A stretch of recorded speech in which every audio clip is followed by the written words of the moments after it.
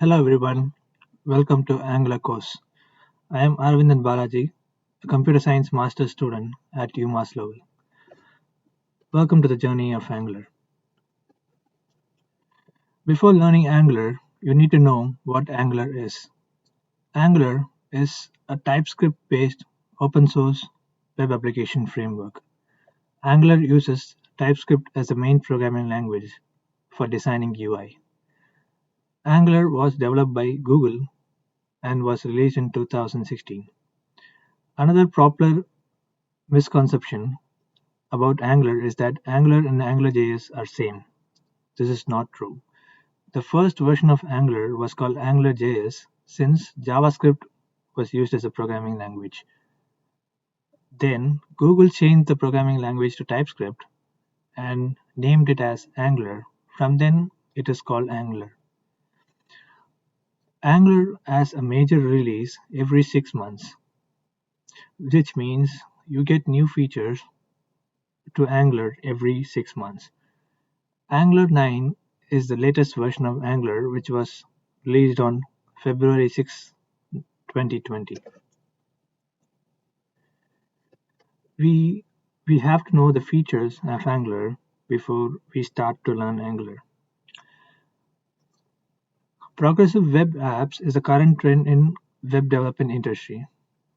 Progressive web apps is nothing but giving the feel of a native mobile application to web applications.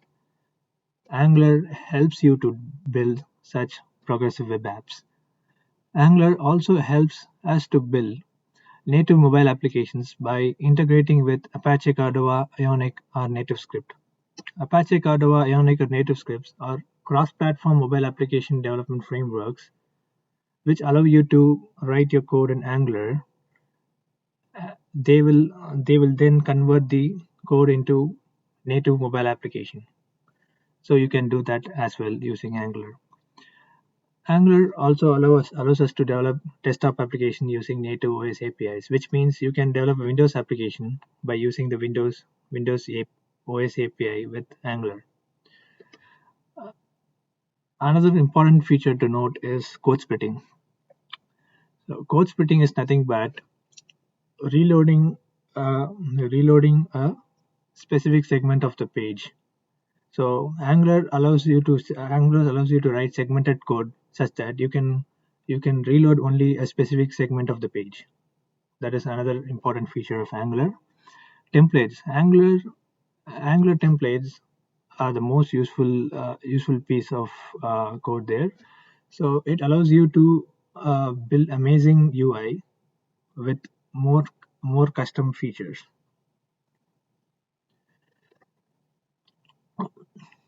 This is the biggest battle in web development industry till date. Angular versus React. Angular is a framework while React is a simple front-end library. Angular is robust while React is simple but it does its work really well. Angular was developed by Google while React was developed by Facebook. Angular uses a regular DOM while React uses a virtual DOM. Virtual DOM, virtu- Let me explain what virtual DOM is. So imagine a website which which shows some numbers or something that updates real time. Take views of a video. So you need to be able to update it each time it changes. What React does is instead of reloading the entire page, it just reloads that specific segment in the page. Hence it saves a lot of time and effort in the background. Angular uses TypeScript while React uses JavaScript. Developers who are coming from languages like Java, C++, find TypeScript easy to find TypeScript comfortable. While on the other hand, JavaScript is very easy to learn and code. Again, I have listed the same difference that Angular uses a statically typed language, while React uses a dynamically typed language. You might ask why you are reiterating the same point again, and how does it matter? It matters. When the application's size become large, you might be uh, you might be you might be requesting a lot of data. But in statically typed languages, you will be knowing what kind of data is coming to this variable, and you can only store a specific type of data inside a variable. While that is not true with dynamically type, you don't know what kind of data is stored in that variable. So it a lot of space is there for code breakage in dynamically typed languages. So if the size of application increases or is large, people generally go with statically typed languages. Now, the decision between Angular and React, I, I would say there is nothing like this one is best or that one is best. You have to decide the technology based on your application. Uh, Angular will be a choice of technology if your application is really large and you are you are you are handling lot of data, lot of requests, API requests, all those which involves a lot of different types of data. So if your application is of large scale, then without any doubt you can go with Angular, provided you have time. React, on the other hand, helps you get the end product faster. You can go with React if your application is really simple and you want to create a product faster. That is the verdict that I'm giving for Angular versus React. Uh, okay, so now we are aware of the fact that Angular uses TypeScript, not JavaScript. Many of you would have already learned JavaScript and you'd be comfortable with JavaScript, but you might not be comfortable with TypeScript. So I'm just giving a glimpse of TypeScript so that you can get to know this stuff and you can learn more later by yourself.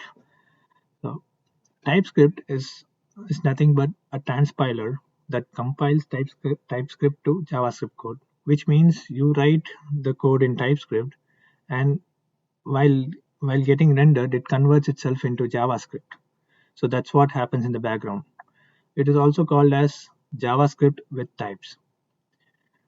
In TypeScript, there are a number of types, data types that we can use. The first one is Boolean. Boolean. So, how to declare a variable of type Boolean?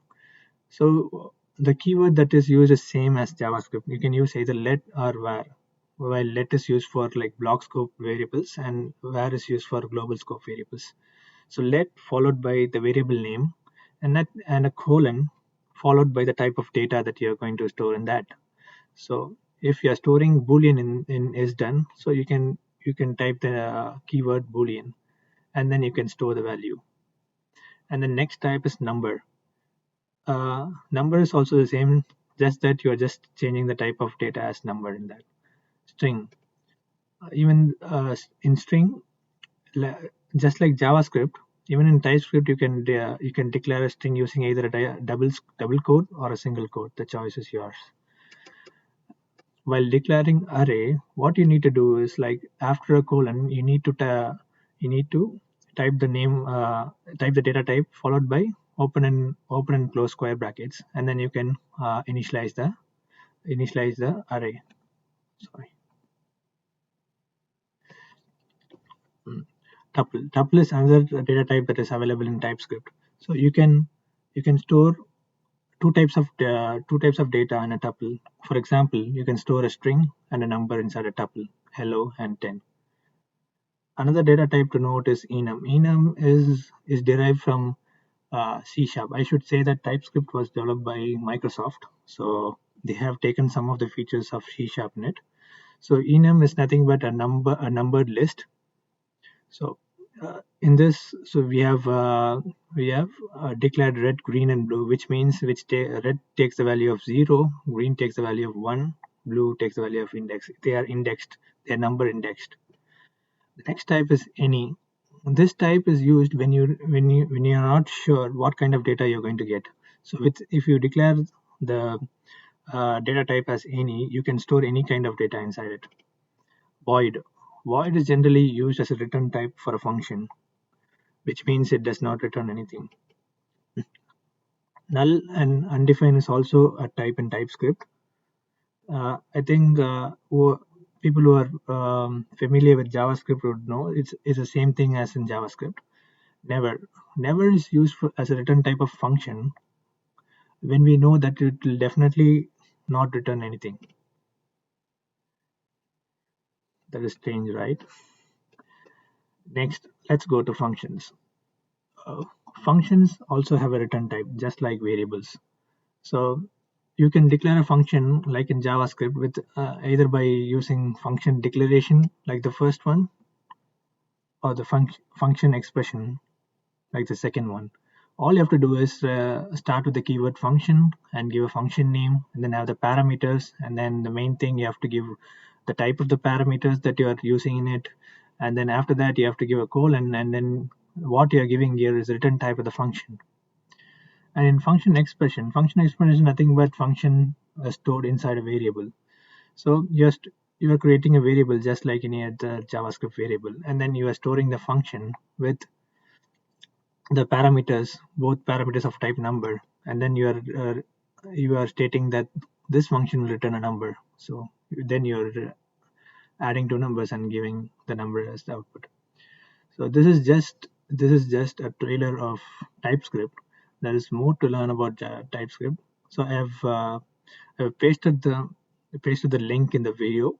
So you can. I will also update this in the description, so you can go through. I recommend you to go through this documentation because it will be very helpful when we are going to the next modules in Angular. So successfully we have completed the introduction module. Next module would be the first Angular concept that you're going to learn is modules. Stay tuned and thanks for watching this video. If you have any doubts, please feel free to leave your doubts in the comment section. Thank you. See you in the next video.